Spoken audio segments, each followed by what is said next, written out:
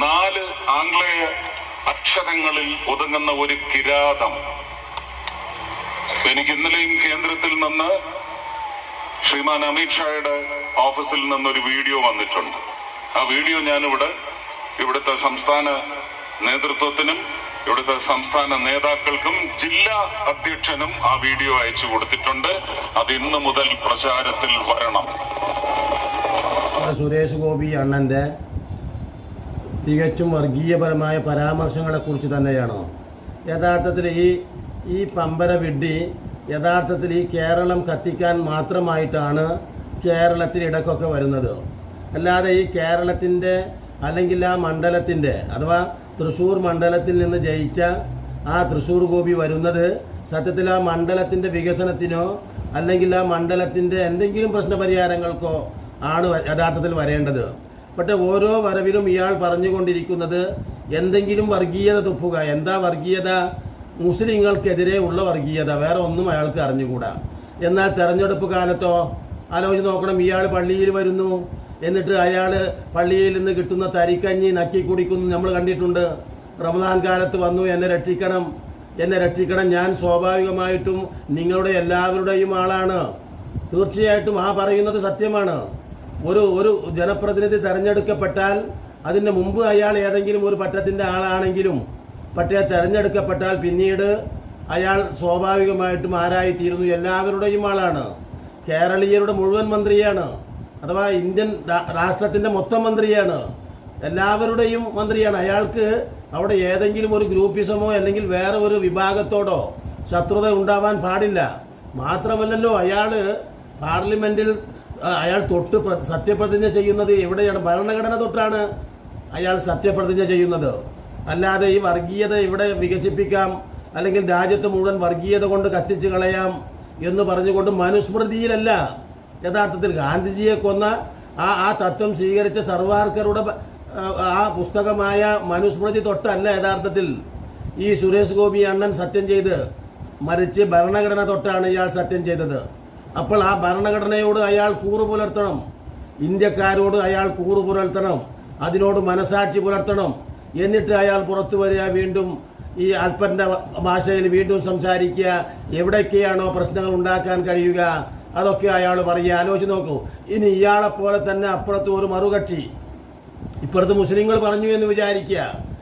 കാരണം വഖഫ് കിരാതമാണ്, മുസ്ലിങ്ങൾ മുഴുവനും വർഗീയവാദികളാണ്, ഭീകരരാണ്, പ്രാകൃതരാണ്. ഈ വചനമല്ലാതെ ഈ വിഡ്ഢിക്ക് ഒന്നും അറിഞ്ഞുകൂടാ. ഇപ്പുറത്ത് മുസ്ലിങ്ങളും അങ്ങനെ പറയാൻ തുടങ്ങിയാൽ എന്താ സംഭവിക്കുക രാജ്യത്ത്? അത് പറയണം. അതാണ് ഈ സംഘപരിവാറിൻ്റെ ലക്ഷ്യം തന്നെ അതാണ്. എന്തിനാണ് യഥാർത്ഥത്തിൽ ഈ പള്ളി തൊട്ട് പൊളിച്ചത്? പള്ളി പൊളിച്ചാൽ അവർക്കറിയാം സ്വാഭാവികമായിട്ടും രാജ്യത്ത് മതേതരത്വത്തിന് ഭീഷണിയായി, പിന്നെ സമൂഹത്തിലും മുസ്ലിങ്ങൾ ഭിന്നിക്കും. ആ അരക്ഷിതതാ ബോധത്തിലായിട്ടുള്ള മുസ്ലിങ്ങളെ സംബന്ധിച്ചിടത്തോളം അവരെന്തെങ്കിലും അവിവേകങ്ങൾ ചെയ്തെന്ന് വരാം. പക്ഷേ അവർ നിങ്ങളല്ല സുരേഷ് ഗോപി, നിങ്ങളുടെ പ്രത്യയശാസ്ത്രമല്ല ഞങ്ങളുടേത്, പരിശുദ്ധ ഖുർആനാണ്. ലാ തഖുൻ മൻ ഖാനക, നിന്നെ ചതിച്ചവരെ പോലും നീ ചതിക്കരുത് എന്ന് പറയുന്ന.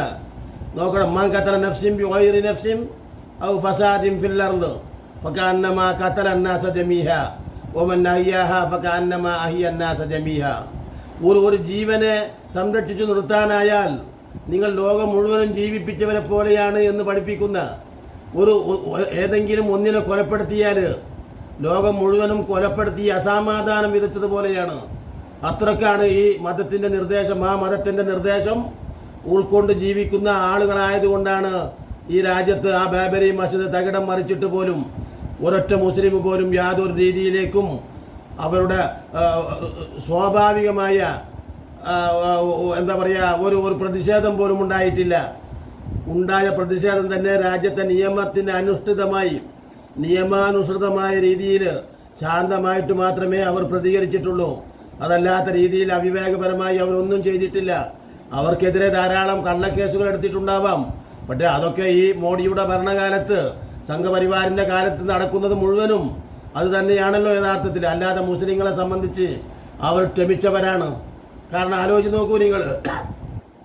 എന്നിട്ട് ഇവൻ വന്നിട്ട് പറയുകയാണ് ഏതെങ്കിലും ഒരു സമയത്ത് ഇവിടെ പട്ടിണി കൊണ്ടും ബുദ്ധിമുട്ട് കൊണ്ടും തൊഴിലില്ലായ്മ കൊണ്ടും എന്താ പറയുക, താമസിക്കാൻ സ്ഥലമില്ലാത്തത് എല്ലാ നിലക്കും ബുദ്ധിമുട്ടിക്കൊണ്ടിരിക്കുമ്പോഴാണ് ഈ വർഗീയതയുടെ വിത്ത് പാകി വീണ്ടും പരസ്പരം തമ്മിലടിപ്പിച്ച് നോക്കണം, പരസ്പരം വെറുപ്പിൻ്റെയും വിദ്വേഷത്തിൻ്റെയും വെറുപ്പ് ഉൽപ്പാദിപ്പിച്ച് പിന്നെ ഇവരങ്ങോട്ട് മടങ്ങിപ്പോവുകയാണ്. യഥാർത്ഥത്തിൽ എന്തുമാത്രം അപരാധമാണ് ഈ വ്യക്തികൾ ചെയ്യുന്നത്.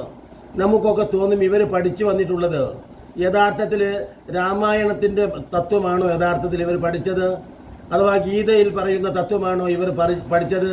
അങ്ങനെയാണെങ്കിൽ ഇവർ എന്തുമാത്രം സത്യസന്ധരും നീതിബോധമുള്ളവരുമാകും. ഇവരെയൊക്കെ കണ്ടാൽ നമുക്ക് തോന്നിപ്പോകും.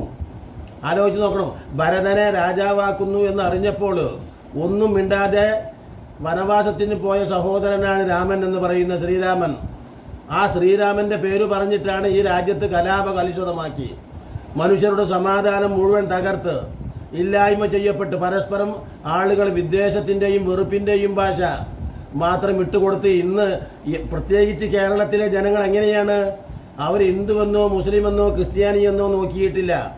അവരുടെ വീട്ടിൽ എന്തെങ്കിലും ഒരു പലഹാരം ഉണ്ടാക്കിയാൽ അപ്പുറത്തെ ക്രിസ്ത്യാനിയുടെ വീട്ടിലെത്തുന്നു, ഇപ്പുറത്തെ ഹിന്ദുവിൻ്റെ വീട്ടിലെത്തുന്നു. അങ്ങനെ തോളോട് തോൾ ചേർന്ന് അത്രയേറെ സൗഹാർദ്ദത്തിൻ്റെയും സ്നേഹത്തിൻ്റെയും ഭാഷ മാത്രമേ അവർക്കറിയൂ.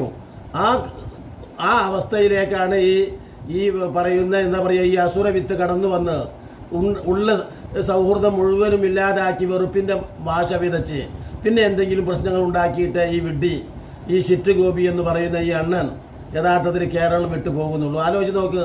ഇത് ഇപ്പോൾ ഇവൻ പറഞ്ഞുകൊണ്ടിരിക്കുന്നത് വഖഫ് കിരാതമാണ്, വഖഫ് പ്രാകൃതമാണ്. അതിൻ്റെ അർത്ഥം എന്താ? മുസ്ലിങ്ങളൊക്കെ വർഗീയവാദികളാണ്, അല്ലെങ്കിൽ അന്യായമായ സ്വത്തുക്കളൊക്കെ പിടിച്ചടക്കുന്നവരാണ്. ഇങ്ങനെയുള്ള ഒരു പ്രചരണം മാത്രം. ആലോചിച്ച് നോക്കൂ, ഇതിൻ്റെ പിന്നിൽ എന്താ യഥാർത്ഥത്തിലുള്ളത്? ഒരു വഖഫ് ബോർഡ് ലോകത്തുണ്ട്, വഖഫ് മന്ത്രിയുണ്ട്. ആലോചിച്ച് നോക്ക്, രാജ്യത്ത് ആ വഖഫ് ബോർഡിലേക്ക് പിരിക്കപ്പെടുന്ന ഓരോ മഹലിൽ നിന്നുള്ള വരുമാനം ഇന്ന് വരെയും ഒരു ചില്ലിക്കാശ് ഒരു മഹലിലേക്കും ഈ ബോർഡ് കൊടുത്തിട്ടില്ല. എല്ലാവർക്കും അന്വേഷിക്കാവുന്ന പച്ച പകല് പോലെയുള്ള സത്യമാണ്. അഥവാ എവിടെയും ഉള്ള ഈ മഹല്ല് കമ്മിറ്റികൾ, ലോകത്ത് 10,000 മഹല്ല് കമ്മിറ്റികളുണ്ട്. ആ മഹല്ല് കമ്മിറ്റികളിൽ നിന്നൊക്കെ കണക്കും പണവും ശേഖരിക്കുക എന്നല്ലാതെ ഇതുവരെയും ആ മഹലിനൊന്നും ക്ഷേമകരമായി പ്രവർത്തിക്കുകയോ ഒരു നയാ പൈസ ആ മഹലിന് വേണ്ടി ചെലവഴിക്കുകയോ ചെയ്തിട്ടില്ല. മറിച്ച് പിന്നെ ഈ പണമൊക്കെ സർക്കാരിലേക്കാണ്, സർക്കാരാണ് അത് ഉപയോഗപ്പെടുത്തുന്നത്. സർക്കാർ ഉപയോഗപ്പെടുത്തുന്ന പണം എങ്ങനെയായിരിക്കും നമുക്ക് അറിഞ്ഞുകൂടാ. എല്ലാ വഴിയിലേക്കും അവരത് ചെലവഴിക്കുന്നു. അതുകൊണ്ട് ആ വഖഫ് ബോർഡ് എന്ന് പറയുന്നതിൽ മുസ്ലിമീങ്ങൾക്ക് യാതൊരു ഗുണവും ഇതുവരെ ഉണ്ടായിട്ടില്ല. ആലോചിച്ച് നോക്കി. എന്നിട്ടാണ് ഈ വിഡ്ഢി പറഞ്ഞുകൊണ്ടിരിക്കുന്നത് ഏതോ കാലത്തെ മുനമ്പത്തിൻ്റെ പ്രശ്നം പറഞ്ഞ് ഏതോ പൂർവികന്മാരായ ആളുകൾ സ്വാഭാവികമായിട്ടും അവിടെ എന്താ പറയുക, വഖഫ് ചെയ്ത് എന്ന് പറയാം. വഖഫ് ചെയ്യുക എന്ന് പറഞ്ഞാൽ ധർമ്മം ചെയ്തു എന്നാണ് അർത്ഥമുള്ളൂ. പാരത്രികമായ പുണ്യത്തിന് വേണ്ടി ധർമ്മം ചെയ്യുക എന്ന ഒരു വേർഡ് മാത്രമാണ് വഖഫ്. ഈ വിഡ്ഢി ഓരോന്ന് വർഗീയത അറബ് ഭാഷയായതുകൊണ്ട് അവനെ സംബന്ധിച്ച് എന്താണെന്ന് അറിയുക, അതിന് 4 അക്ഷരമാണെന്ന്. സത്യത്തിൽ വഖഫ് എന്ന് പറയുന്നത് ഇംഗ്ലീഷിൽ എഴുതിയാൽ അതിന് 4 അക്ഷരം നോക്കണം, അതിന് എത്രയുള്ളത്? 5 അക്ഷരമുണ്ട്. ഇനി അത് മലയാളത്തിൽ എഴുതിയാൽ 3 അക്ഷരമേ ഉള്ളൂ. അപ്പോൾ ഒന്നും അറിഞ്ഞിട്ട് പറയല്ല, മറിച്ച് എന്തെങ്കിലും ഒരു ചാൻസ് കിട്ടുന്നതോടുകൂടെ നോക്കണം. എങ്ങനെയാണ് കുളം കലക്കാൻ തനിക്ക് ചാൻസ് കിട്ടുന്നത്? അവിടെ ഒക്കെ എത്തി ആ കുളം മാന്യമായ രീതിയിൽ കളക്കി അവിടുത്തെ എല്ലാവിധ സൗഹാർദ്ദ അന്തരീക്ഷവും സമാധാന അന്തരീക്ഷവും യഥാർത്ഥത്തിൽ ഇല്ലാതാക്കുക. നോക്കണം, ഇവിടെ ഈ നടക്കുന്ന പ്രതിഷേധങ്ങൾ ഇവിടുത്തെ ഭരണകൂടമാണ് അവസാനിപ്പിക്കേണ്ടത്. ഇവിടെ മുസ്ലിങ്ങൾ ഉണ്ടാക്കിയ ഒരു പ്രശ്നവുമല്ല. ഹിന്ദു സഹോദരനെ നിങ്ങൾ തെറ്റിദ്ധരിക്കരുത്. മുസ്ലിങ്ങൾ ആ മുനമ്പം പ്രശ്നവുമായി ഒരു ബന്ധവുമില്ല. 60കളിൽ രൂപീകരിക്കപ്പെട്ട ആ വഖഫ് നിയമത്തിൻ്റെ ആ പ്രശ്നവുമായി ബന്ധപ്പെട്ട് കോടതിയാണ് ആ പ്രശ്നം ഇങ്ങനെ ആ മുനമ്പത്തെ പ്രശ്നങ്ങളെക്കുറിച്ച്, അവിടെ കരമൊടുക്കാത്ത പ്രശ്നത്തെക്കുറിച്ച് ചോദ്യം ചെയ്തതും മറ്റു കാര്യങ്ങളുമൊക്കെ കോടതിയുടെ ഉത്തരവനുസരിച്ചാണ് നടക്കുന്നത്. കോടതിയുടെ ഒരു വഖഫ് ട്രിബ്യൂണലുണ്ട്. ആ ട്രിബ്യൂണലിലെ ജഡ്ജി മുസ്ലിമല്ല. നിങ്ങൾ ആലോചിച്ച് നോക്ക്. ഇവിടെ എന്ത് വിധി തീരുമാനപ്പെടുത്താൻ ഇവിടുത്തെ ഭരണകൂടമാണത് ചെയ്യേണ്ടത്. ആ ഭരണകൂടം നിഷ്ക്രിയമായി നിൽക്കുന്നു. എന്നിട്ട് മുഴുവനും ഓരോ ഇല്ലായ്മ ചെയ്യപ്പെട്ട് ഓരോ നുണപ്രചരണങ്ങൾ. ഇനി യഥാർത്ഥത്തിൽ ഈ ശബരിമല തന്നെ യഥാർത്ഥത്തിൽ താഴെ കിടക്കുന്ന വാവര് വഖഫാണെന്ന് പറഞ്ഞ് ശബരിമലയും സ്വന്തമാക്കും എന്നാണ് ഈ ഉത്തരവാദിത്തപ്പെട്ട നേതാക്കൾ സമൂഹത്തോട് ഈ വിദ്വേഷം പറഞ്ഞ് വെറുപ്പ് പറഞ്ഞ് കലഹമുണ്ടാക്കി വർഗീയത മാത്രം മനുഷ്യർ ആലോചിച്ച് നോക്ക്, ഈ മനുഷ്യർക്ക് തൊഴിലില്ലായ്മ, പട്ടിണി, ബുദ്ധിമുട്ട്. ഈ സമയത്താണ് പരസ്പരം സൗഹൃദത്തിൻ്റെയും സ്നേഹത്തിൻ്റെയും ഭാഷയിലാണ് കഴിഞ്ഞുകൊണ്ടാണ് കേരളത്തിലെ ഒട്ടനേകം ഹിന്ദു പെൺകുട്ടികളുടെ വിവാഹം നടക്കുന്നത് പോലും. എങ്ങനെ? ദേവസ്വം വകുപ്പ് സഹായിച്ചിട്ടൊന്നുമല്ല, മുസ്ലിം കുട്ടികളുടെ വഖഫ് ബോർഡ് സഹായിച്ചിട്ടുമല്ല, മറിച്ച് അവിടെയുള്ള ആ പരിസരവാസികളായ എല്ലാവരും അവിടെ ജാതി നോക്കിയിട്ടല്ല, അവരെല്ലാവരെയും സഹായിച്ച് സംരക്ഷിക്കുന്നുണ്ട്. ഒരു വ്യക്തിക്ക് ഒരു 18 കോടി ചികിത്സയ്ക്ക് വേണമെന്ന് പറഞ്ഞാൽ അവിടെ ആ മുമ്പിലെത്തിയിട്ട് സോഷ്യൽ മീഡിയയിലൂടെ പിരിവെടുത്ത് സഹായിക്കുന്നത് ഇവിടുത്തെ മുസ്ലിമുമുണ്ട്, ക്രിസ്ത്യാനിയുമുണ്ട്. നിങ്ങളെപ്പോലെയുള്ള ക്രിസംഖിയല്ല, അല്ലെങ്കിൽ സംഘപരിവാറുകാരല്ലാത്ത ഹിന്ദുക്കൾ, അതുപോലെ തന്നെ മുസ്ലിമുകൾ എല്ലാവരും കൂടെ ചേർന്നാണ് ആ ജീവനെ രക്ഷപ്പെടുത്താൻ വേണ്ടി ശ്രമിക്കുന്നത്. അതിനിടയ്ക്ക് ആ സൗഹാർദ്ദം എങ്ങനെയെങ്കിലും ഇല്ലാതാക്കണം.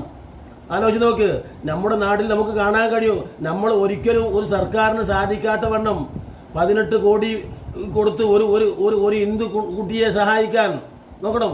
ഈ ഭരണകൂടത്തിന് കഴിയുമോ? എന്നതുപോലെ തന്നെ ഒരു മുസ്ലിം കുടുംബത്തെ സഹായിക്കാൻ ഈ ഭരണകൂടത്തിന് കഴിയുമോ? മാത്രമല്ല, ഇന്ന് തന്നെ ഇപ്പോൾ ഈ സൗജന്യ ചികിത്സ എന്ന് പറഞ്ഞ് സർക്കാർ ഹോസ്പിറ്റലുകളിൽ എന്താണ് നടക്കുന്നത്? എന്തെങ്കിലും ഒന്ന് നമുക്ക് മാന്യമായ രീതിയിൽ ഉപയോഗിക്കാൻ ഒരു സൗജന്യമായി മരുന്ന് അവിടുന്ന് കിട്ടാറുണ്ടോ? ഒരു 3 മരുന്ന് എഴുതിയാൽ 4 മരുന്ന് എഴുതിയാൽ വെറും കേവലം 10 റുപ്യയ്ക്ക് 10 എണ്ണമുള്ള ഒരു പാരസെറ്റമോൾ കിട്ടും. ബാക്കി മുഴുവൻ നിങ്ങൾ പുറത്തുനിന്ന് വാങ്ങിക്കോളൂ എന്ന് ആ ക്യൂ നിന്ന് വലഞ്ഞ ആ രോഗിയോട് ആ അധികൃതർ അഥവാ മരുന്ന് കൊടുക്കുന്ന ആൾ പറയും, അല്ലേ?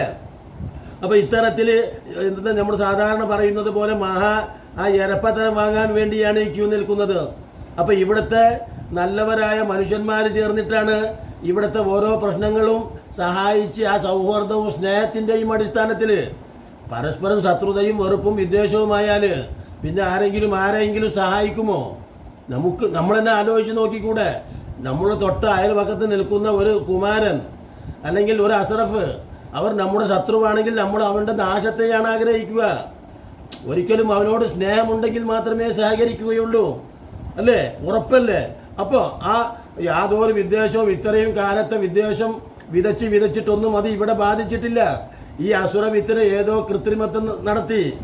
ഈ EVM-ൻ്റെ കൃത്രിമത്വത്തിലൂടെയാണ് തൃശ്ശൂരിൽ നിന്ന് യഥാർത്ഥത്തിൽ ഈ ഗോപി അണ്ണൻ ജയിച്ചു പോയിട്ടുള്ളത്. മാത്രമല്ല, അവിടെ വേറെ എന്തൊക്കെ കൃത്രിമമാണെന്നൊന്നും അറിഞ്ഞുകൂടാ. സുതാര്യമായ രീതിയിൽ സത്യസന്ധമായ രീതിയിലുള്ള ഒരു തെരഞ്ഞെടുപ്പാണ് നടന്നിരുന്നതെങ്കിൽ ഈ അസുരവിത്ത് ആ പാർലമെന്റിൽ എത്തുമായിരുന്നില്ല. പക്ഷേ അപ്പോൾ എന്തോ കൃത്രിമത്തിൽ അവിടെ എത്തി, അതിന് ഇവിടുത്തെ ഭരണകൂടം തന്നെ ചൂട്ടുപിടിച്ചിട്ടുണ്ട്. അതൊക്കെ അന്വേഷണം നടക്കുന്നുണ്ട്, അത് ആ വഴിക്ക് പോട്ടെ. അപ്പം ഞാൻ പറഞ്ഞു വരുന്നത്, ഈ കാണുന്ന ഈ സൗഹാർദ്ദമാണ് ഈ രാജ്യത്തിൻ്റെ ഏറ്റവും വലിയ എടുത്തു പറയേണ്ട, ഹൈലൈറ്റ് ചെയ്ത് പറയേണ്ട ഒരു പ്രത്യേക സ്വഭാവം. കേരളീയ മഹിമയാണ്, മലയാളിയുടെ മഹിമയാണ്. അബ്ദുൾ റഹീമിന് ദിവസങ്ങൾ കൊണ്ട് 38-48 കോടി സംഭരിച്ചു കൊടുത്തവരാണ് ഇവിടുത്തെ മലയാളികൾ. ആലോചിച്ച് നോക്കണം. അപ്പോൾ ആ സൗഹാർദ്ദമൊക്കെ ഇവൻ കണ്ടിട്ട് ഇങ്ങനെ കുരുപൊട്ടുന്നു. പ്രത്യേകിച്ച് കേരളത്തിലെ ഈ മതസൗഹാർദ്ദം കണ്ടിട്ട് കുരുപൊട്ടുക യഥാർത്ഥത്തിൽ ഈ സംഖ്യ അണ്ണന്. അപ്പോൾ എന്തെങ്കിലുമൊക്കെ കുളം കലക്കി അവിടെ വിഷം കലക്കി പ്രശ്നമുണ്ടാക്കണം. പക്ഷേ തീർച്ചയായിട്ടും അണ്ണ, നീ എന്തു പറഞ്ഞാലും, നിന്റെ പ്രധാനമന്ത്രിയുടെ വിശാലമായ മാരടത്തെക്കുറിച്ച് മഹിമ പറഞ്ഞാലും, നിന്റെ ആചാരതയെക്കുറിച്ച് പറഞ്ഞാലും അതൊന്നുമല്ല ഇവിടുത്തെ ജനങ്ങൾ അംഗീകരിക്കുന്നത്. ജനങ്ങൾ അംഗീകരിക്കുന്നത് കുറച്ചു കാലം ഇവിടെ ജീവിക്കുന്ന മനുഷ്യർക്ക് ശാന്തതയോടും സമാധാനത്തോടും കൂടെ കഴിയണമെങ്കിൽ മതസൗഹാർദ്ദം ആവശ്യമാണ്. അതുകൊണ്ട് തന്നെയാണ് അബ്ദുൽ കലാം ആസാദിനോട് സ്വാതന്ത്ര്യകാലത്ത് ചോദിക്കപ്പെട്ടു, നിങ്ങൾക്ക് സ്വാതന്ത്ര്യമാണോ മതസൗഹാർദ്ദമാണോ, എന്താണ് വേണ്ടത് എന്ന ചോദ്യത്തിന് അബ്ദുൽ കലാം ആസാദ് പറഞ്ഞതെന്താ? എനിക്ക് മതസൗഹാർദ്ദം മതി, മനുഷ്യ സൗഹാർദ്ദം മതി. കാരണം അതുകൊണ്ട് ഇവിടെ ജീവിക്കാൻ കഴിയുള്ളൂ. സ്വാതന്ത്ര്യമില്ലെങ്കിലും നമ്മൾ എങ്ങനെയെങ്കിലും കഴിഞ്ഞുകൂടും. പക്ഷേ മതസൗഹാർദ്ദവും സ്നേഹവും ഇല്ലെങ്കിലോ ഒരു ദിവസം പോലും നമുക്ക് കഴിഞ്ഞുകൂടാൻ കഴിയില്ല. അതാണ് സത്യം. ഇനിയും നല്ല നല്ല വീഡിയോകളുമായി നിങ്ങളെ കണ്ടുമുട്ടുന്നത് വരെ നിങ്ങൾക്ക് നന്ദി.